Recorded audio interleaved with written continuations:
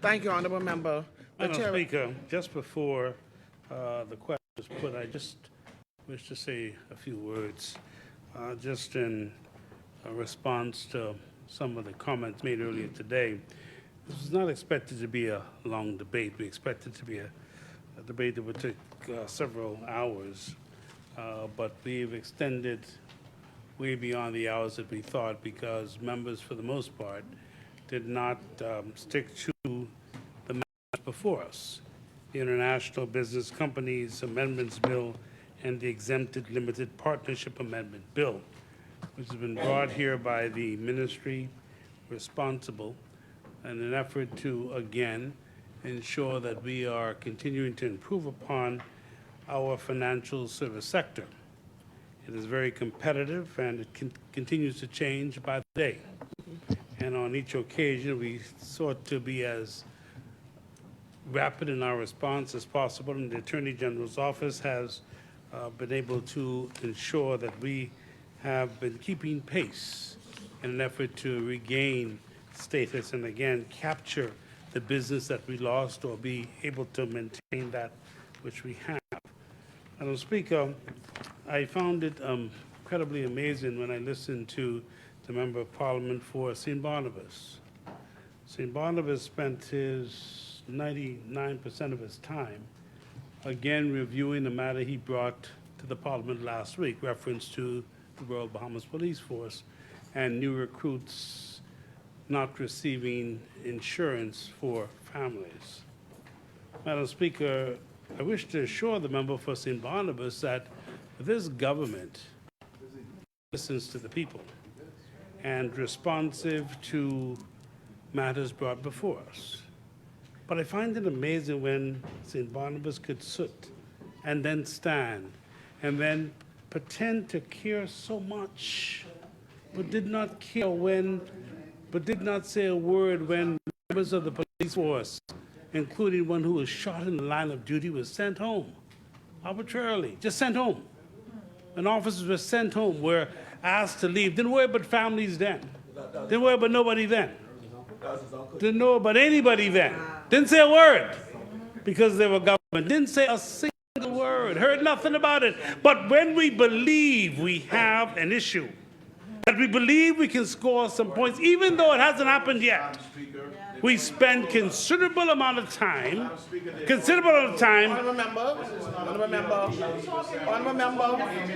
Honourable Member, please allow.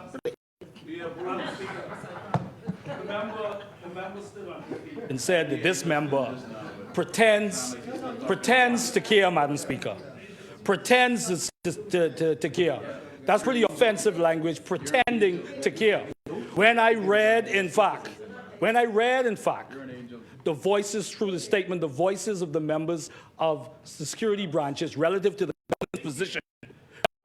government's position on taking back the insurance benefits. All right? And so at the end, Madam Speaker, so the security branches are fully aware of who really cares about them, Madam Speaker. And I also said, Madam Speaker. Honourable Member. St. Barnabas, you read letters. That doesn't make you serious. You read letters. You read the letters. We have seen and we have read those letters. Honourable Member. We have seen and read those letters. We have seen and read those letters. My argument to you is very simple. Now, if I have to call one more time. Honourable Member.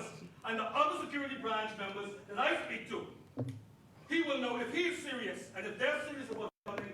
Ask the police officers there. Ask the police officers out there. Ask the members of the Royal Bahamas Defense Force. This ain't just about no letter. I go on the streets just like everybody here. And if the government thinks Madam Speaker. this position of Madam Speaker.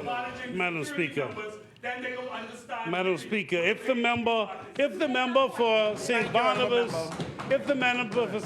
having difficulty comprehending, I'm making this point, Mr. Member. And the point is this. Whilst we care, and we care about all uniform officers of the Royal Bahamas, whether they're the police, defense force, at the Department of Correctional Institution, whether they're at customs, no matter where they are. Immigration doesn't matter. We do care. And we do talk. My brother's a former police officer, and I talk about and talk to police officers all the time. All the time. Many lived with me when they were training. So we talk about it all the time. But you, I am talking about something else. I didn't hear a word when they sent officers home from you. I never heard a word when a police officer who was shot in the line of duty. Nothing. You didn't say a word when he was sent home. Arbitrarily. Where were you then? You were in the parliament then. You were in the parliament then. Why didn't you say something then? Nothing. Both my grandfather, who Man, you said nothing then. my grandfather and my uncle said, Madam other Speaker. members of my family. So for this member, so for this member, Madam Speaker, see, Madam Speaker, we could play games in here all we want, Madam Speaker, right? Madam Speaker, Madam Speaker, Madam Honourable Speaker, member, I have identified nobody. Allow me Madam Speaker. to hear one side, and this shouting match doesn't take us anywhere. Madam Speaker, Madam Speaker, I would have appreciated the honourable member, the senior member. Honourable member, give me an opportunity. Allow me to hear from West Grand Bahama. He was finished. I will allow you, when he's done, to defend your point. Madam Speaker, the member has spoken and was not interrupted at all when he spoke today. Not at all. We said nothing. Member, We please, sat please in our take a seat. chair. We sat in our chair. We gave him silence while he spoke. I'm simply making a point, Madam Speaker, and I want everyone to understand the point. We care about everyone. And the recruits, Madam Speaker, and we care about the recruits, Madam Speaker, and that is why this administration is seeking to make it even better for them to join, men and women to join the forces. That is what we intend to do, Madam Speaker, and we will. But I'm raising another point. I don't know how come we have this difficulty when we are sitting on the opposite side. All of a sudden, our heart begins to bleed. We don't hear anything otherwise. And I'm only raising the point, Madam Speaker, when members of the Royal Bahamas Police Force, distinguished men who are serving this country, one shot in the line of duty, was sent home arbitrarily. I heard nothing from that member. He didn't cry then, didn't say a word then. That's the only point I'm making, Madam Speaker. Did he make it? Did he say something? Did he cry then? Did he hear anything?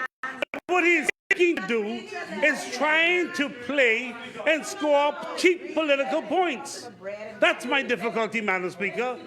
If you raise an issue, if you bring the letters of the police, the associations, you're correct. I expect the argument. We expect the argument. We've heard the argument. But we have not ignored the argument, Madam Speaker.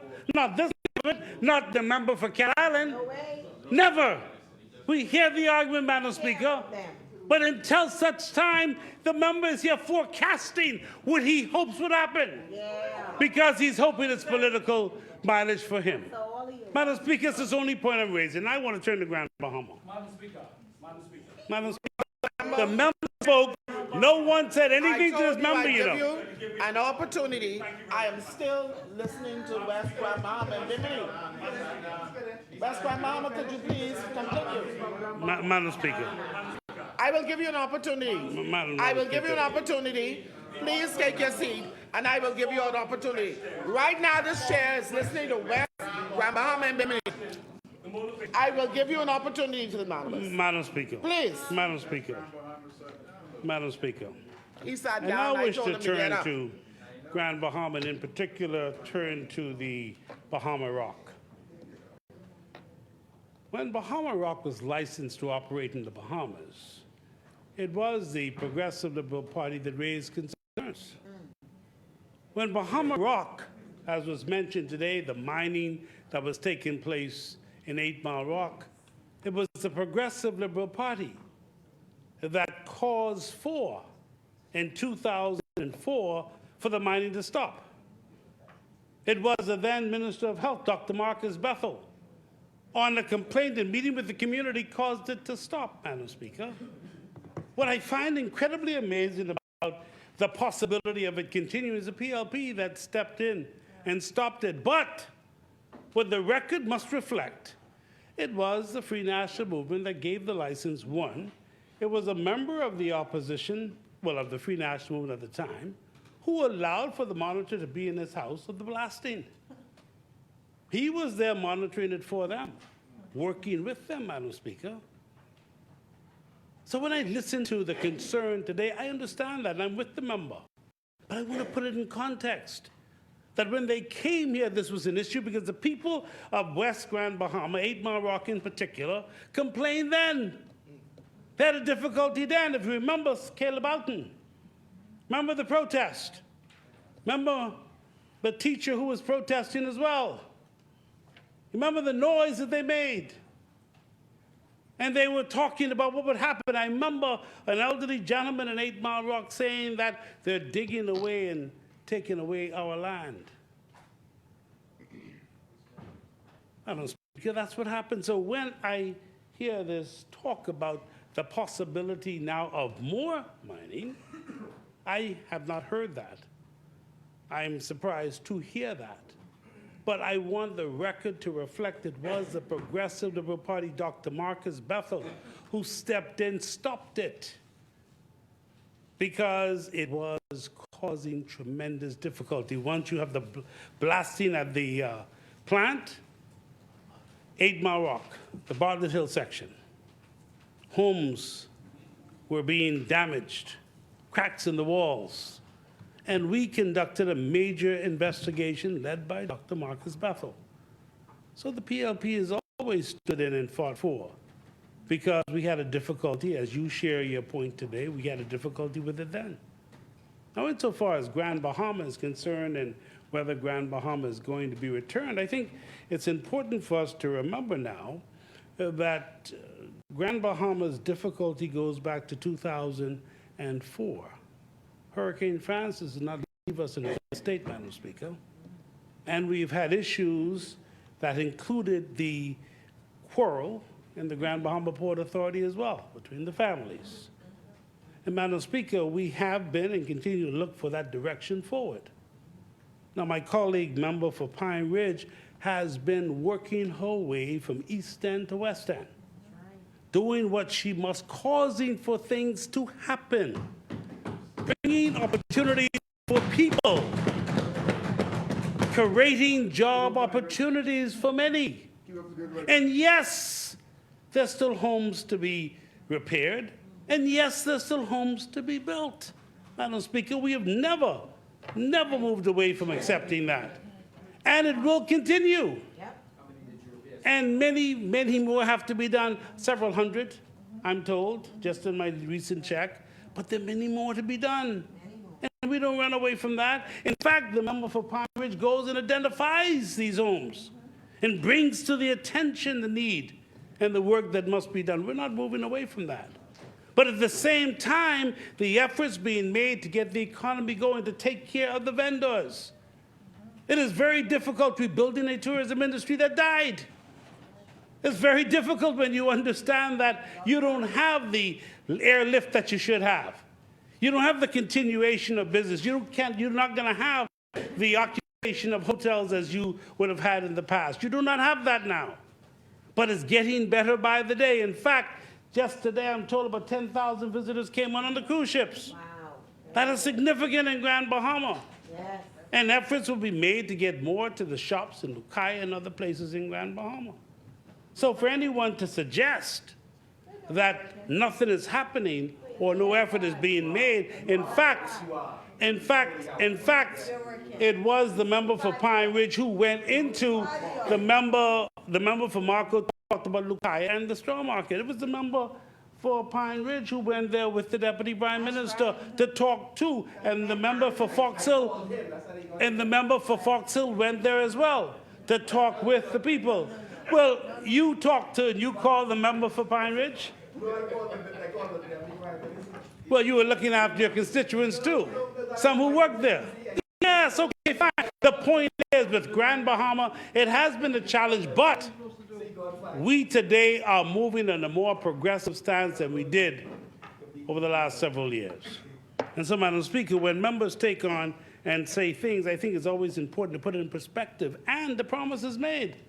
I told the member for East Grand Bahama that next month we're opening those facilities in East End. Social services offices and urban renewal offices. Ready to go. I'm sure you went and looked at it. It's in High Rock. In High Rock and in West End. And we had to go there and trying to make sure because no government offices were there. When y'all left offices, they were all gone. So we're now putting them back in there. Many of the government offices were shut down. Many, because the administrative complex went. So you lost some of the government agencies. But what we're doing now is ensuring that there is governance to be there close to the people, because it is a bad thing. It is a bad thing when the elderly are seeking social service assistance to come to Freeport. It's a bad thing. And we're eliminating that. So you'll come from Sweetens Key and Pelican Point and all the areas in the east, and now you'll be able to come right to the center in High Rock. That is significant. And it's going to be in your constituency. And we told you we're going to do it, and it's going to be done. It's ready now. We're just setting the date for the Prime Minister to come and open it. And it's going to work. Madam Speaker. They don't have to travel now all the way to Freeport to get well, I'm just saying. it is possible. Give it a wholesome. Well, I will give you the wholesome. The reality about it all is we've made incredible progress with our Promise Rise program. And more of the elderly are now getting onto the system. And those who cannot get onto the system immediately, we are seeking to ensure that our Canoe program continues to provide the service. But there will always be hiccups and there will always be difficulties. Our issue is how quickly we can respond. And our effort is to respond within 72 hours. It's not always easy, but we seek to respond. No, to answer. We seek to answer within 72 to make sure, and if we can move as quickly as we possibly can, we do. There are difficulties, but we're trying to take our system and move it more closer to perfection as we possibly can, but in every system you'll have issues, and that's what we have as well. And I want to turn to the Green Paper. It is the editorial, and the member for Engleton raised it as the editorial referred to the member for Mark, who was raw politics, stick to the raw politics. The Green Papers are never intended to be that. I mean, history will show, and if you read this book, you'd read about the Green Paper as was done by Shanendon and Independence. And it will show how the opposition, what the opposition did. The opposition, which was suggested earlier, the opposition was able to take the Green Paper, evaluate the Green Paper, put its committee together, the Green Paper, and then make its proposals. And its proposals were then considered as a part of the consideration of the government that became the White Paper. That's how it's done. It's no set position that you must do, no. What happens is it's for consultation. And the consultation was allowed, but even today when I listened, I heard more of the arguments of the Green Paper, which I don't believe now is the time. What should happen is the opposition should be asking the government for a time in which they can present their position. And if they can present their positions to be considered too, and the government will give consideration to it. That's how it's done.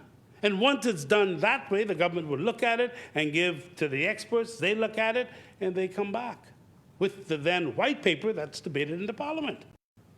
It will then determine where we go and how best to govern in moving forward. Because I do believe, as I listen to sides, I do believe there's a general consensus on where and how the government ought to proceed and where the country ought to go.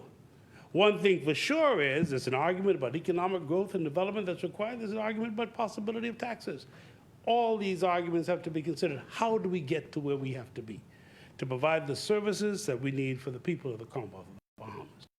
That is a long and that is a short. That's what we want to do, provide better for our country. Now, the member for Kalani, well, he was again, and that's expected every week, the competent authority happy hour. He comes and has a wonderful time and goes through, says the same things over and repeatedly, and spends a considerable amount of time talking about the office of the Prime Minister. He truly missed that office. He missed that office, bro. I'm telling you, he missed that office because every day, that's all he talks about, the office of the Prime Minister and what the Prime Minister does. I get the impression he must be sitting when he goes out to Goodman's Bay to work out every morning. He must be have binoculars. He's looking at the Prime Minister's office from Goodman's Bay whilst he is out working out in the morning time, because I can tell you, he spends more time discussing things or saying things that you know full well and tested, because he can't possibly talk about abandoning people. He can't talk about what he did as a government. He told us it was the people's time, and then told the poor, I can take care of you all next time. Abandonment? You abandoned the people. You threw the people under the bus. What did you do? You break off running. You said it's the people's time. And then just before the election, I can get to y'all. I ain't get to y'all yet. But in the meantime, you took care of everybody else. The rich got richer, and the poor got poor. And the reality is you abandoned the people. So therefore, when you talk about who threw who under the bus, he threw the Bahamian people under the bus. The large majority of our people, that's who got thrown under the bus. So when he speaks about it, yes, he's an authority. He knows how to do it. He's a competent authority. He knows how to do it. He did it very effectively. So when the member stands and the member speaks, one thing's for sure, the member's going to stand and say, over and repeatedly, he's going to talk about travel, spends a lot of time, and I keep wondering, who is he talking about traveling to London? Why? Why does he keep focusing on this London now? He wants to know about London. He wants to know about London. I'm not sure he's really talking about the Prime Minister.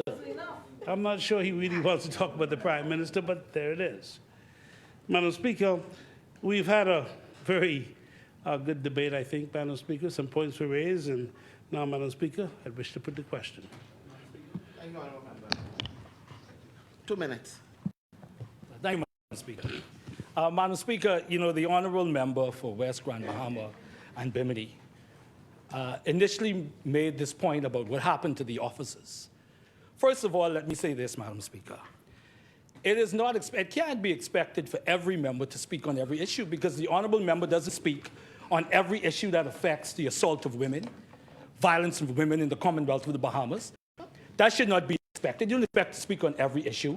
And what I will also say, Madam Speaker, as it relates to the issue of the police officers who were sent, I disagree with that. The question is, does the Honourable Member, in terms of what I said today, agree with this policy that the government has made, that officers of the Royal Bahamas Police Force and officers of correctional services have said is a disrespect to them? The question is, as I've stood here and said that I disagree with that decision that happened with those police officers, does the member disagree with the position that the government has taken?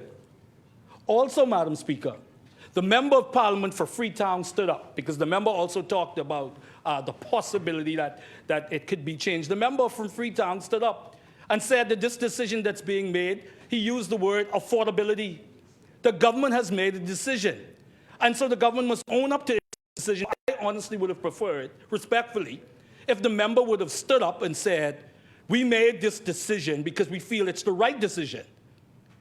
Because the members of the Royal Bahamas Police Force who talk to me out there, and they talk to everybody, members of the Royal Bahamas Defence Force and the people across, members across the Commonwealth of the Bahamas, are saying that they have an issue. And it's sad that this back and forth would diminish, maybe not the intent. Madam Speaker, you told me 2 minutes, Madam Speaker. 2 minutes. All right? Madam Speaker, no, 2 minutes ain't. Madam Speaker, right? It's unfortunate that this back and forth with myself and the member, though not intended, would diminish the core issue that I brought, last week to this House, and I bring today. And that is that the men and women of this country who are sworn to protect us and that do, and persons can attach political, whatever they want to this, it's the truth. They have an issue. They feel that this is disrespectful, the position that the government has taken. And that is real. And we ask the government to reevaluate that, Madam Speaker. Thank you, Honourable Member. Madam Speaker.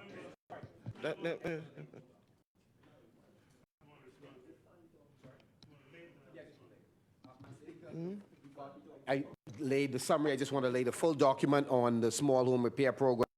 DRA has helped 2,645 homeowners rebuild and seek to secure sufficient funding to complete repairs and to help additional 1,090 owners.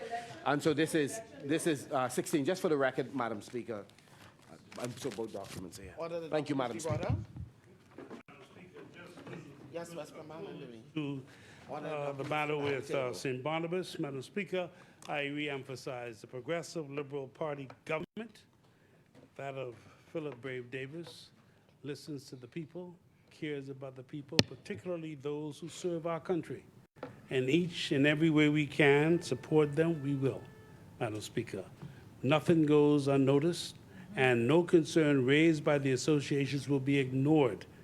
And, Madam Speaker, we will always respect those who have authority and those who serve in those bodies.